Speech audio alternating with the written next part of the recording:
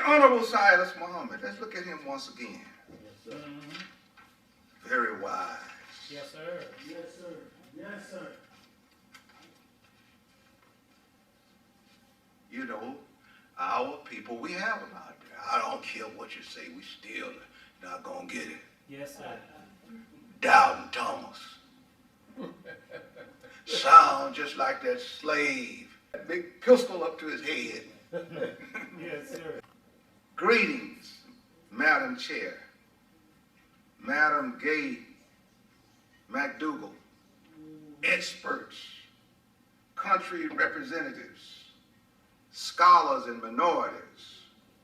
One of the purposes of this forum is the identification of challenges and problems facing minorities and states. We Afro-descendants want for ourselves and for our children an education, especially now at our inception as an internationally recognized human family. We want an education in our mother tongue. That's right. United Nations scholars state that language, not just any language, but one's mother tongue is intimately bound with identity. Thus, the right to such an education is an identity right. Article 1, Section 1, Point 1 of the Declaration on the Rights of Persons Belonging to Minorities indicates states shall protect and promote the identity of minorities. The United States of America, mainly as well as other states, have breached this United Nations obligation. Since the abolition of slavery until now, Afro-descendants have been denied self-identity, education in our mother tongue. So, It is the very dignity we are without. The former slave-holding states have a duty to protect not only the existence, but the national, ethnic, cultural, religious, and linguistic identity of minorities. Mr. M. Sharif Bassioni stated in his final report to the 56th session of the Commission on Human Rights that economic compensation for victims of gross violations of human rights should be provided for any accessible damage resulting from violations of international human rights and humanitarian law, lost opportunities, including education. Since we were forcibly deprived of our mother tongue due to slavery and its lingering effects, we want compensation from those states, especially the United States, responsible for denying us an education intimately bound with identity. Afro-descendants claim the right to compensation for violations of international law, articulated in the Declaration on the Rights of Minorities, as well as Article 27 of the International Covenant on Civil and Political Rights, due to lost opportunities, including education. In conclusion, we suggest that the regional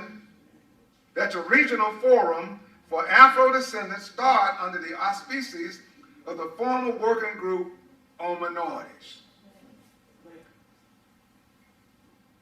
This is a statement, an oral statement from the Honorable Silas Muhammad.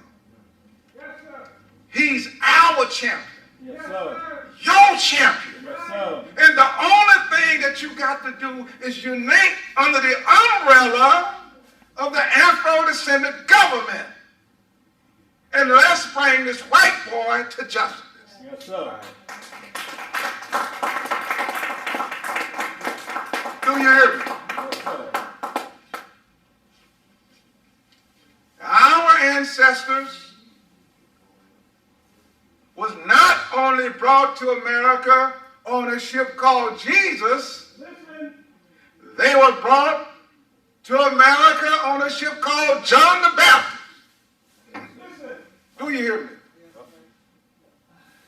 according to Professor Dwight Drummond, over 100 million of our ancestors were uprooted from the continent That's right. and brought to the Western Hemisphere.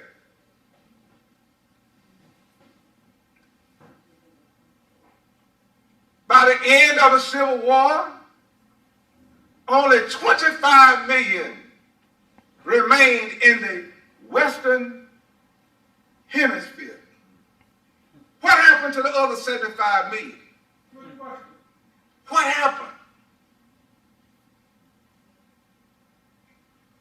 Their bones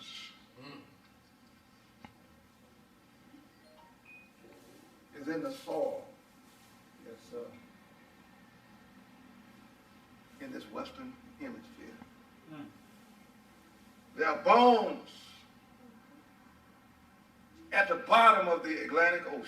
Yes, sir. That's the truth. Where are the men? Mm. Where are the gods? Those who will kill concrete, where are they? Good question. I want to call Black America to unity. Right. Under the Afro-descendant government.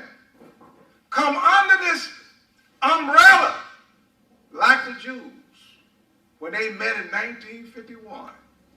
Unity is the key Yes, sir. to our salvation. Yes, sir. That's right.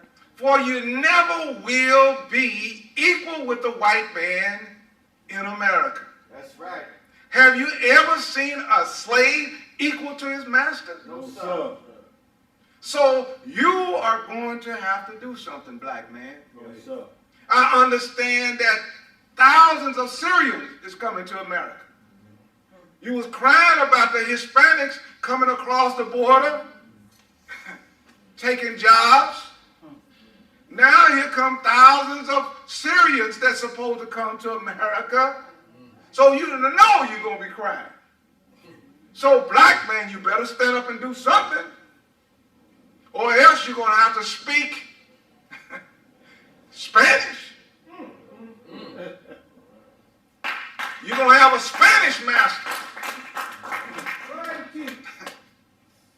Oh yeah, you're going to have a Spanish master.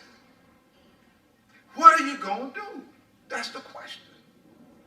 You'll shoot and kill your brother in the street because he got a different bandana, different color on? What about this common enemy?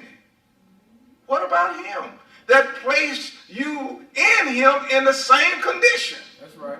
What about him? When are you going to come together in unity and say, well, that's the enemy right there. We have a common oppressor. Let's bring him to justice now. And we can buy more than sneakers. We can have our own nation. We can control our own destiny. We can be our own president, our own governor. We can have our own secretary of state, Yes, sir. our own ambassadors, Our own senator. our own senators, Yes, sir. all represented from the House. We can have that. We can have our own Supreme Court. We are human beings. We can do it. The only thing you got to do is believe in yourself. Yes, sir. And if you're afraid, just fall behind us. Yes, sir. That's what you can do. Give us your support. Represent your family tree. You got to do it. You got to do it because your mother, she lost her tongue. She lost her tongue. Her baby lost her tongue. And you got to do something about it. Yes, sir. The Honorable Silas Muhammad stood up to do something about it. Yes, sir. He didn't call Al Sharpton. He didn't call Reverend Al Sharpton. He didn't call Jesse Jackson. No, sir. He didn't call the civil rights leaders. He stood up like a man and went forward. Yes, sir. A student of the Honorable Elijah Muhammad.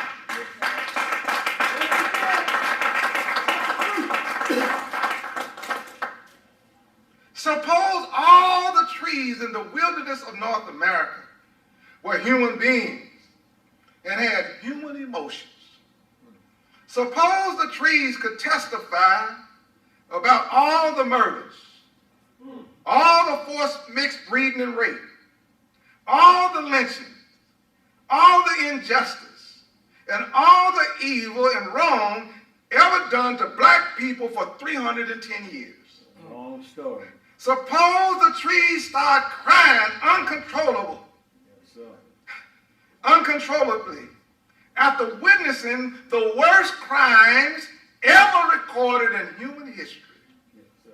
I would venture to say that their tears would create a tsunami that would flood America from coast to coast, That's right. from New York to California. Suppose the trees testified against white America and the government for all the wrong and evil it done to black people. Suppose white America was standing before the God of justice and he was found guilty of ethnocide. And ethnocide is the systematic destruction of a people's name, religion, culture, history, language, and identity. Should not America be sentenced to death Yes, sir. for all her wrong and evil? That's right. Shouldn't she be sentenced to death? Yes, sir. Yes, sir.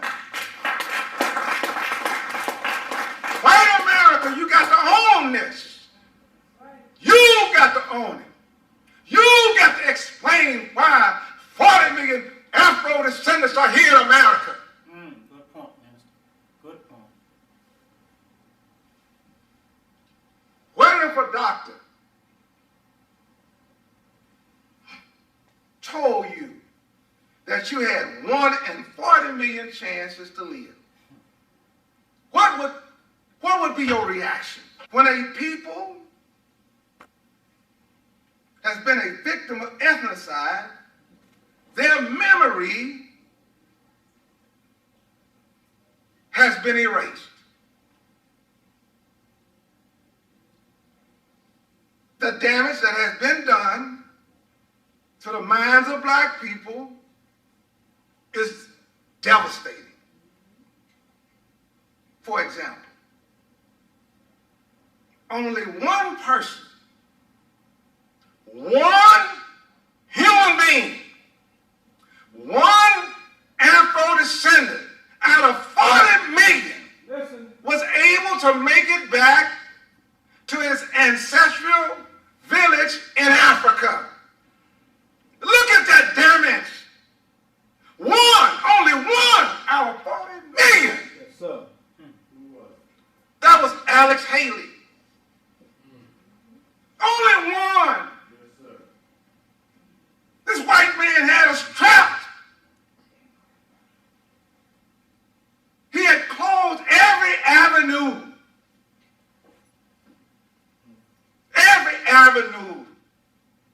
for us to receive justice. Yes, sir. Look at that damage.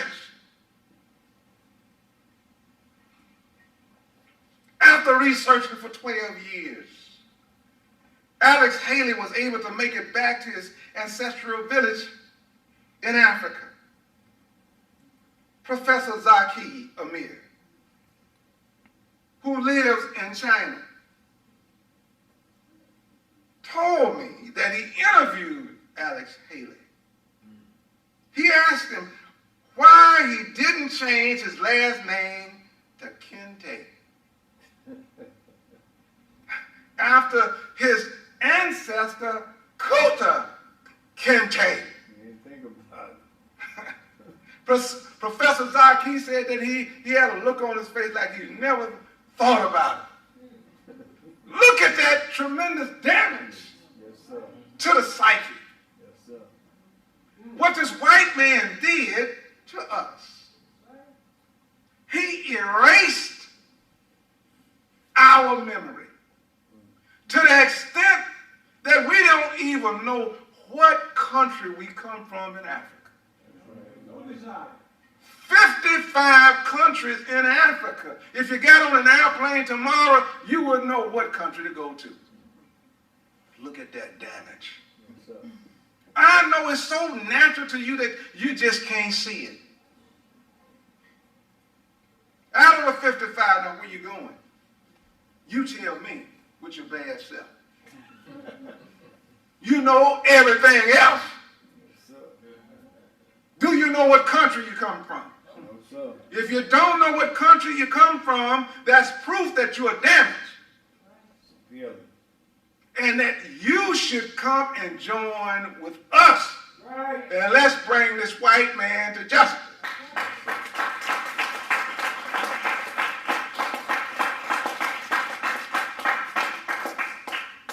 In 1832. Is everybody all right? Yes, sir. In 1832, in the Virginia House of Delegates, a white man named Henry Berry said, "We have, as far as possible, closed every avenue by which light may enter the slave's mind. If we could extinguish the capacity to see the light, our work would be complete. That's right. They would be on the level with the beasts of the field, and we should be safe." Look at that. Yes, sir. I'm cutting my lecture. I'm turning pages. Historian David Blight said in 1860, slaves were the single largest financial asset in the entire American economy, more than all manufacturing, railroads, all steamship lines, transportation systems put together. The only thing in the American economy worth more as simply financial assets was the land itself. 1807. British Caribbeans imported for a consumption 297.9 million pounds of sugar. You didn't hear me, did you? 297.9 million pounds of sugar and 3.77 million gallons of rum, as well as 16.4 million pounds of tobacco and 72.74 million pounds of cotton. In 1810, the enslaved population in the United States produced 93 million pounds of cotton and 84 million pounds of tobacco.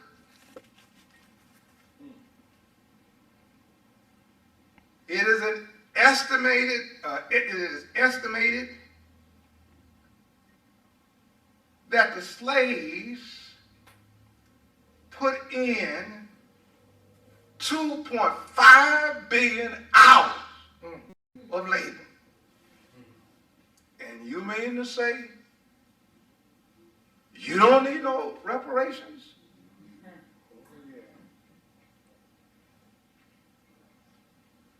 Because in reality, there are some things that have changed. But for the most part, black people only evolve with technology and time. Do the math. Look at the bottom line. Black people in America own less than 0.5% of all the wealth in America. There's over 400 white billionaires compared to 3 or 4 black billionaires. Something is wrong with that picture. Yes, sir. One economist said that it would take 581 years or 11 generations to catch up before there would be economic parity or equality between black and white. Dr. Martin Luther King Jr., he said words to the effect, how can you outrun a fellow runner in a race if he started out 300 years ahead of you economically? That's right. Now you tell me how you going to catch him, black man, with your bad self. That's right. You better come on and unite with us under the umbrella of the Afro-descendant government. government. Right. Can't you see yourself, black man? Can't you see yourself struggling economically? Way behind. Way behind. How you gonna catch him? The white boy, he's getting ready to cross the finish line, right? Now look at the black man. Way behind. Way behind, and he's struggling, right? Yes, sir. We need reparations. I'm cutting it. The Honorable Elijah Muhammad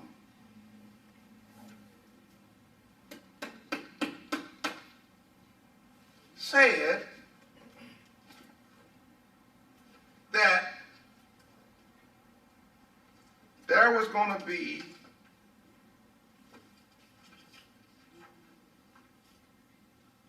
a people who did not assist us, who would regret that they were non-helpers. I'm calling the black man into unity. I'm calling those Muslims into unity. Yes, sir. I'm calling black Christians into unity.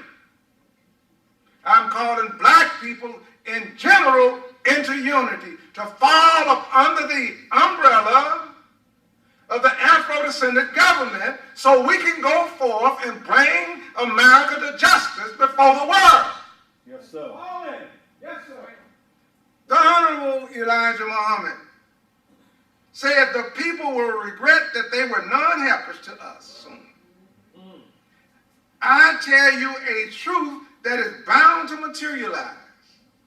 Allah has promised me millions and billions and hundreds of millions and billions of dollars, but I have to wait until it's time.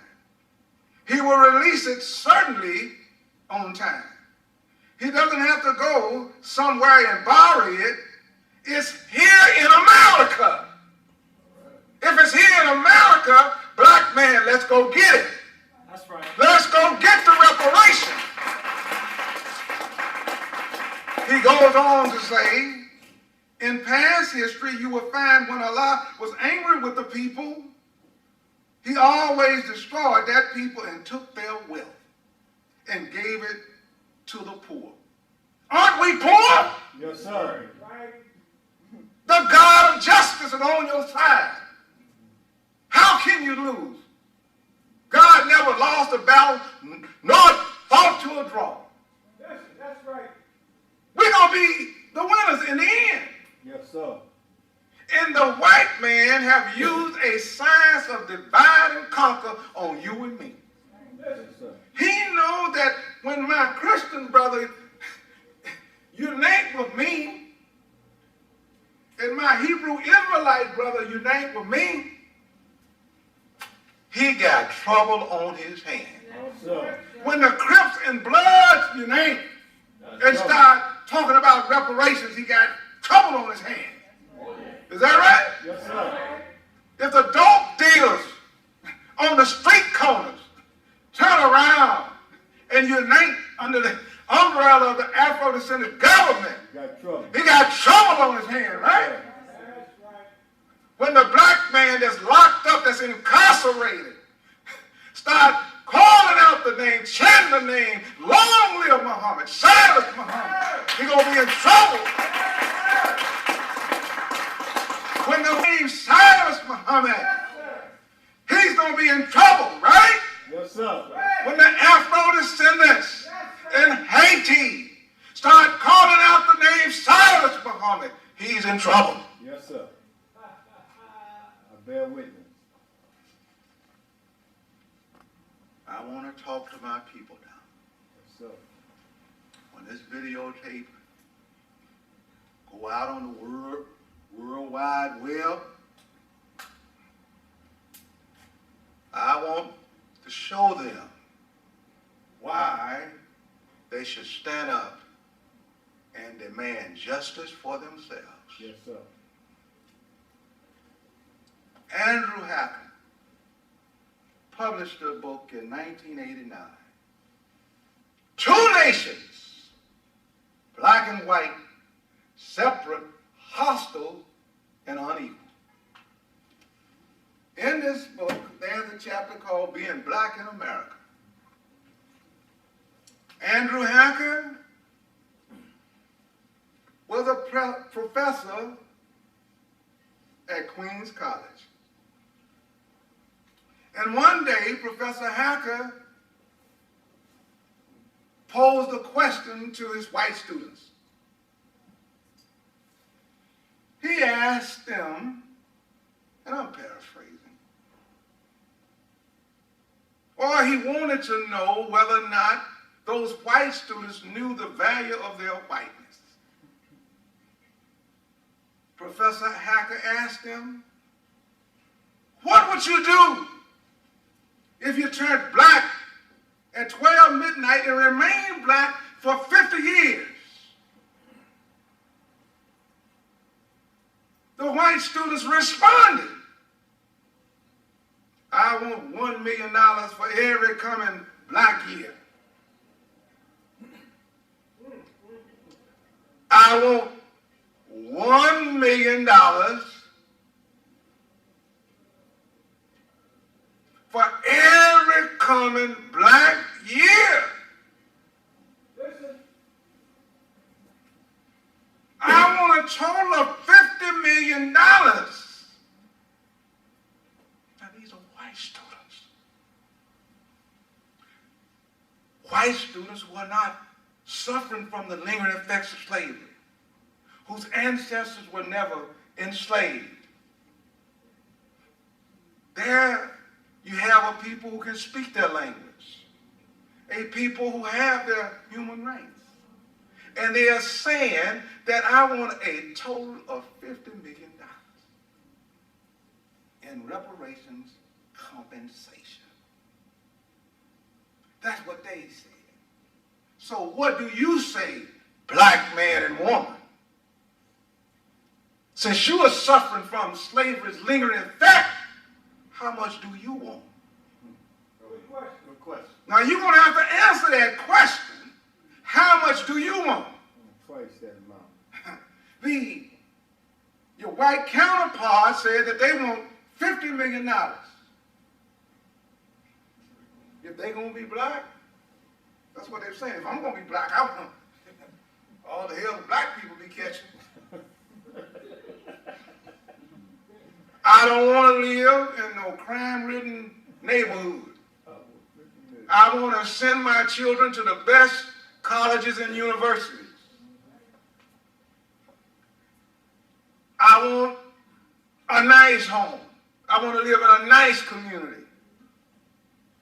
Right. I don't want to live in a community where they do redlining. I don't want to live in a community where there's bad service, bad medical care, bad clinics. I want the best medical care. Right. Good teaching. What do you want, black man? Heaven on earth. What do you want? If you want it, you're going to have to stand up and go get it. Yes, sir. There's no pie in the sky. Jesus is not coming back. He hasn't come back. No, sir. So what are you waiting on? It's been 2,000 years, brother. That's a long time.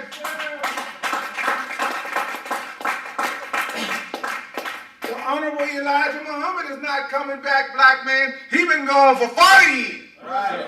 What you gonna do, black man? Stand Right. right. What you gonna do? That's the question. Stand up, Senator. You got to stand up like a man That's right. and demand justice from America. That's right, Senator. You got to stand up, black man. You can't, No other way. there's no other way. That's right. Can't you see that you're being pushed out? Yes, sir.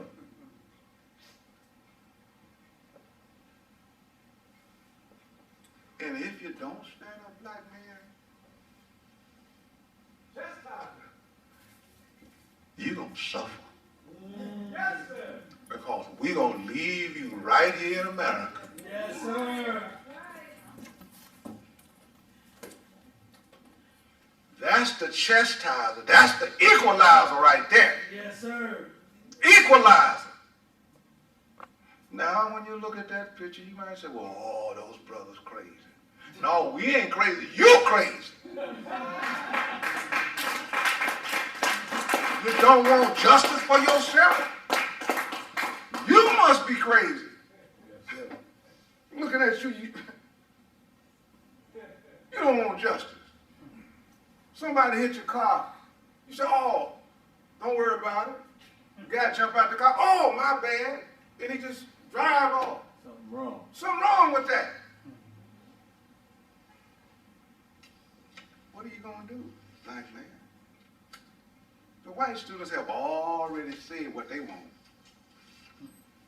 What do you want?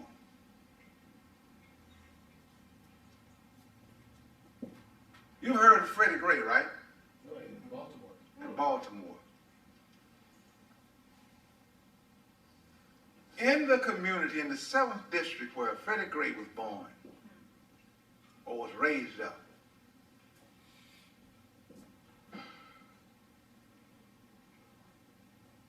the United States government gives Israel $3 billion a year. Do you know I have a mathematical breakdown of what every state gives in taxes to the state of Israel? In the area where Freddie Gray lived at, in that area, 7th district, I think it is, and Elijah Cummings represents that district. And Elijah Cummings said, blacks are beyond broke. That's serious right there. Blacks are beyond broke. And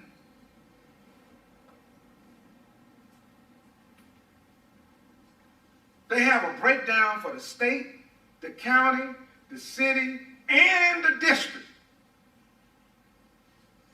And it says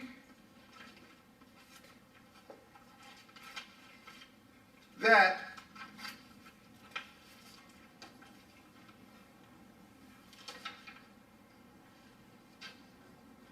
the 7th district, the working poor, is projected to give $57 million in taxes that will go to Israel to assist Israel. Now, I want you to take a look. I want you to take a look at the beautiful settlements that the poor people in Baltimore, their tax dollars are going to build.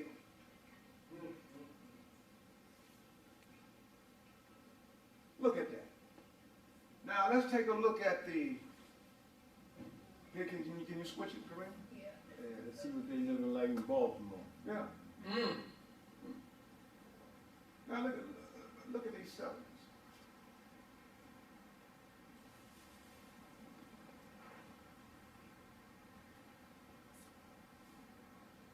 Is everybody all right? Yes, sir. Okay. I don't want to wear out your welcome. No, I'm almost sir. finished. Take your time, Senator. That's right. It's coming. Sorry.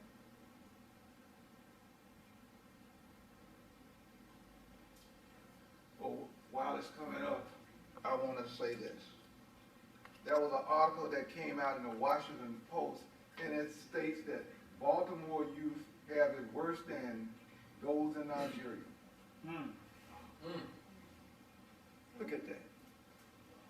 Me, myself, Captain Ali took me on a tour of Baltimore. They have over 16,000 abandoned homes. Wow. They have over 30,000 people that's homeless.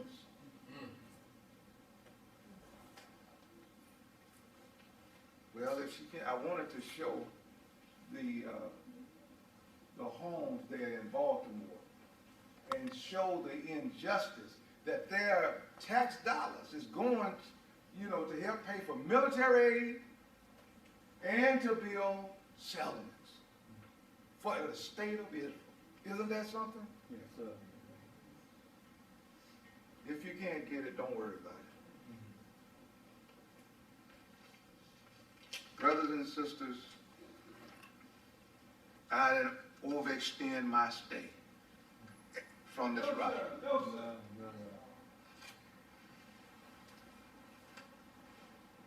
I have enjoyed being with you, and I hope and I pray that you get with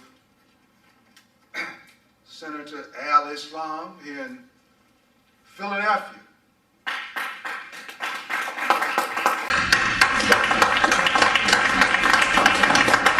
What'd you think of the reparations tour in Philadelphia? You just heard the information. Yeah, I'm enjoying it. I'm enjoying it. I'm looking forward to more hearing more about it and doing the work. Okay. Yeah, I'm looking forward to receiving an email. Okay. All right. Anything that you heard that kind of like resonated with you?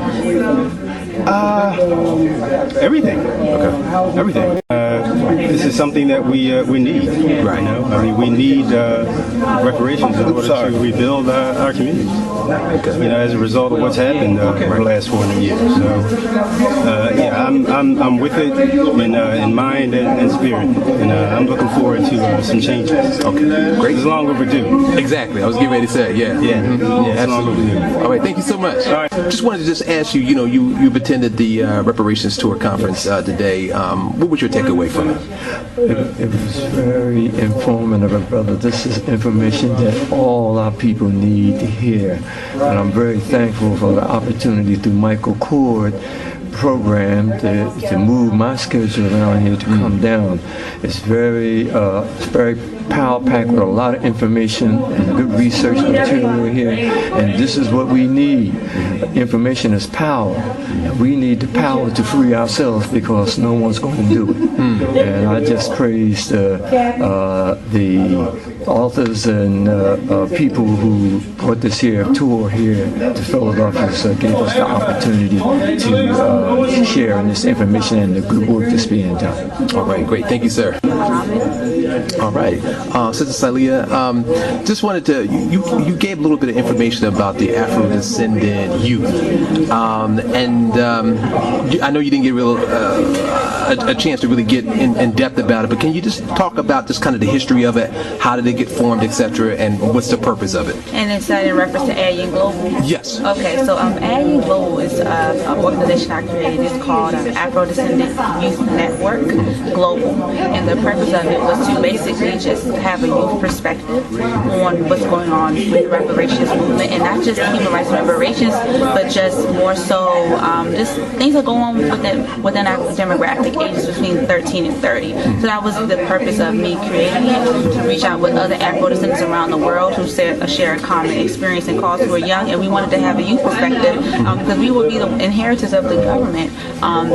With the senators now, a lot of them are in their 40s, 50s, and 60s, so we have to start learning. So it's like into a lobby group, and we're like lobbying on the behalf of youth Afro-descendant issues. So that's our purpose. Okay. Let me ask you, staying on that whole youth piece, as you look at the youth, particularly African American youth or Afro-descendant youth in the U.S. in particular, give me your takeaway give me your assessment. I would say Afro-descendant youth, we are powerful, misguided. Okay. And I would say we're powerful because we have no fear. We are the first generation that does not fear the white man at all. We're not afraid to stand up, and you see that with the Black Lives Matter. We are not, we have more access to information prior. We have our experiences of the Black Panther Party, the books that maybe our great-grandparents didn't have, but we're misguided because we are also fed so many things to distract us with rap, food, crime-ridden environments, lack of opportunity. So if we take our group or our demographic and we're guided on the right path, we can be very powerful, and they know that. And that's the reason why we're on these different distractions. So I say we're a powerful, misguided group, but we have no fear, and that's going to be our advantage. And once that I guess that thing in our brain is unlocked, and that thing is human rights and reparations, then we'll be a powerful the most powerful group on the planet, us, our youth, the ones that everyone tries to say that we're nothing, but we're very powerful because we have no fear. And you know, you raise a very good point, because when you look at like the uprising in Baltimore, your father mentioned the young guy that got killed by the police officers in Baltimore, and if you look at Ferguson, there is a frustration that is primarily hitting a lot of our youth. Talk about that. Well, I'm from Washington, D.C., and Baltimore is my sister city, so it's about 45 minutes, and maybe in traffic an hour away. So I have friends from Baltimore, and it's a very poor city that's been systematically locked out. To my knowledge, if I'm quoting correctly, they don't have any recreational centers. So how can you take a group of people and give them poor education, no access to recreational activities that you need as an outlet as a youth, and then say, why are you so angry? And also, like the report stated, I think if I read correctly, that children in Baltimore are doing worse than children that are in third world countries like Nigeria and Kenya, and I think India, if I quoted correctly. So if that's occurring in the United States, what are you to expect? The Baltimore riots were nothing but a reflection of what the deprivation that goes on in that community. Like, there are thousands and thousands of row houses that sit empty, and Baltimore chooses to do nothing about it. So how can you expect a group of people who have poor access to education, no opportunity for jobs, poor housing, no outlets for their children, expect them to have any type of, I guess, glimmer of hope? There's nothing but deprivation and pain. The people of Baltimore are very intelligent. They're very community-based people. Whenever I go there, I feel like I'm at home. So I want that stereotype to be taken apart. Baltimore is a community, and they care about their people, and they care about their children. They're not savages. They're people who just been deprived. And when you do not give people access to what they need to be a successful community, you set them up to express their anger in ways in which they call savage, which to me is just inhumane. Right. So. Okay. All right. Thank you so much, Sister Sylvia.